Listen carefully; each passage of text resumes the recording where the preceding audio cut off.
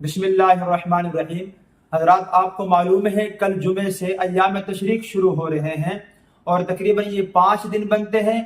9 ذی الحج، 10، 11، 12، 13 کی عصر تک یہ کل 23 نمازیں بنتی ہیں۔ اور ایام تشریق میں ہر نماز کے بعد مرد ہو، عورت ہو، وہ مسافر ہو، مقیم ہو، تنہا نماز پڑھے یا جماعت کے ساتھ نماز پڑھے، ایک مرتبہ ہر نماز کے بعد اس تکبیر کو پڑھنا، اللہ اکبر لا الہ الا اللہ واللہ اکبر وللہ الحمد، اس کو پڑھنا واجب ہے ایک مرتبہ سے زیادہ پڑھنا نہ ضروری ہے نہ سنت ہے۔ کوئی ذکر سمجھ کے پڑھے تو کوئی حرج نہیں، لیکن سنت سمجھ کے اس کو نہ پڑھے۔ ایک مسئلہ تو یہ سمجھے، اگر کسی کی اللہ نہ کرے ان دنوں میں کوئی نماز قضا ہو گئی ہے، پھر اسی سال انہی دنوں میں اپنی نماز کو ادا کرے گا قضا کو، تو تب بھی وہ اس پہ تکبیر پڑھے گا۔ اور اگر ان دنوں کی نماز ان دنوں کے گزر جانے کے بعد کوئی قضا کو ادا کرے گا تو وہ تکبیر نہیں پڑھے گا۔ پچھلے دنوں کی نماز ان دنوں میں اگر کوئی ادا کرے گا ایام تشریق میں، تو تب بھی وہ اس کے بعد تکبیر نہیں کہے گا، چونکہ کل جمعہ ہے، جمعہ کی نماز کے بعد اس تکبیر کا کہنا واجب ہے۔ اسی طرح عید کی نماز کے بعد بھی اس تکبیر کا کہنا واجب ہے۔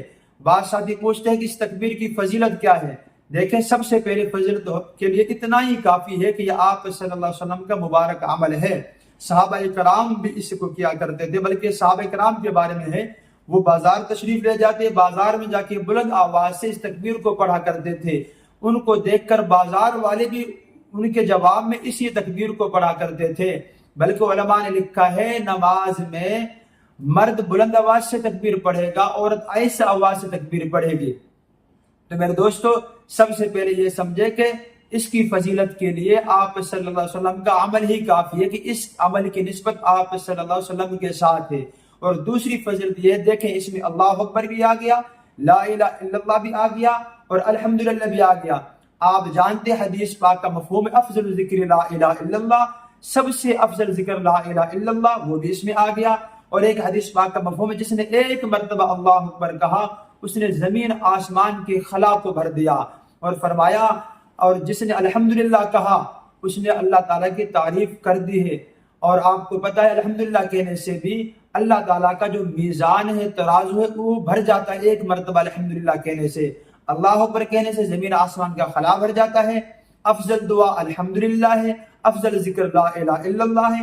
اس ایک تکبیر میں تینوں چیزیں جمع ہو چکی ہیں۔ اب آپ اندازہ لگائیں اس کا ایک مرتبہ پڑھنے کا کتنا ثواب ہے۔